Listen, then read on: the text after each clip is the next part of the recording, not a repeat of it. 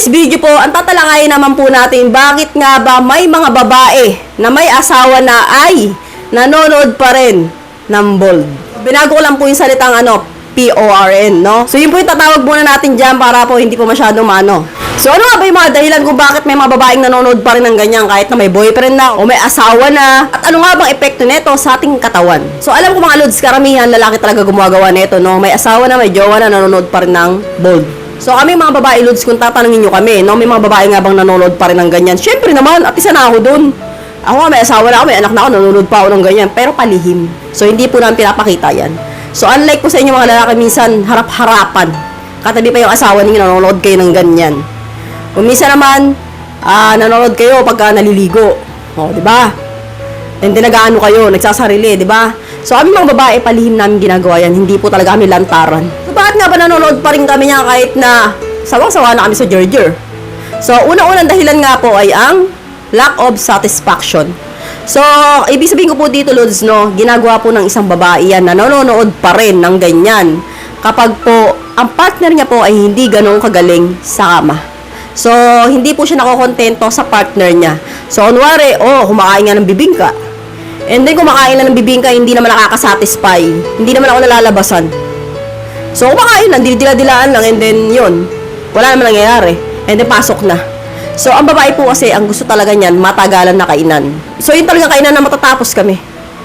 So, hindi yun talagang parang didilaan mo lang na parang pusa, and then, tapos na, pasok na. At ang sa tinitingnan po namin dyan, yung galing sa burat siya ng bundok. Doon pa sa mga bakbakan video na yan, nakikita po talaga namin kung gaano kagaling kumain ng bundok ang lalaki. Doon, no? Yung talagang lamas na lamas.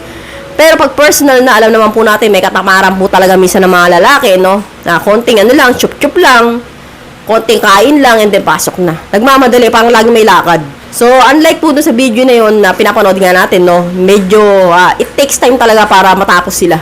Talagang satisfaction. So, yung babae talaga namimilipat sa sarap. Yun po talaga yung unang dahilan, no? Ibig sabihin po kapag po ang babae ay ganyan. Kung kunwari nga ako, sa totoo lang, real talk. Ako, tapos na ako mag-Gerger. And then, natulog na yung partner ko. Parang hindi ako satisfy.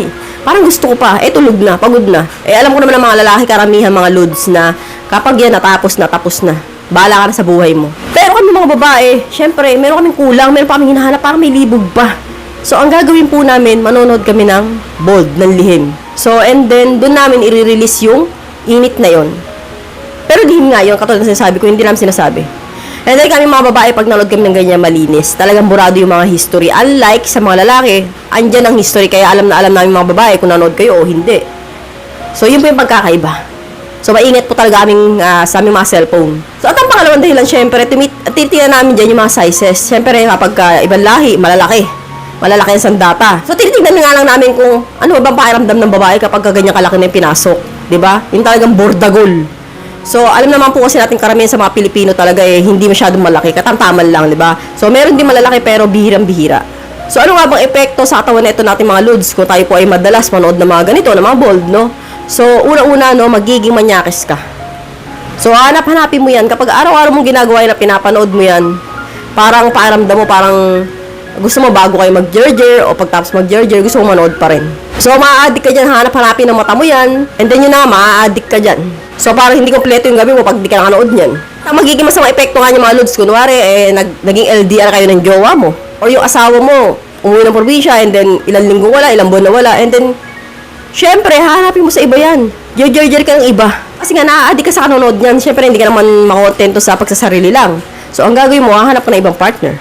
So, yun po yung talaga magiging epekto sa ating katawan niyan. Kaya, mas maganda po, in moderation talaga pag nanonood niyan. So, hindi araw-araw, hindi maya-maya, no, at least, gawin mo talaga at least once a week or 3 times a month. Yung mga tipong gano'ng mga katamtaman lang. So, hanggang dito na lang po tayo mga lods. Thanks for watching. See you again to my next video. God bless. Bye-bye!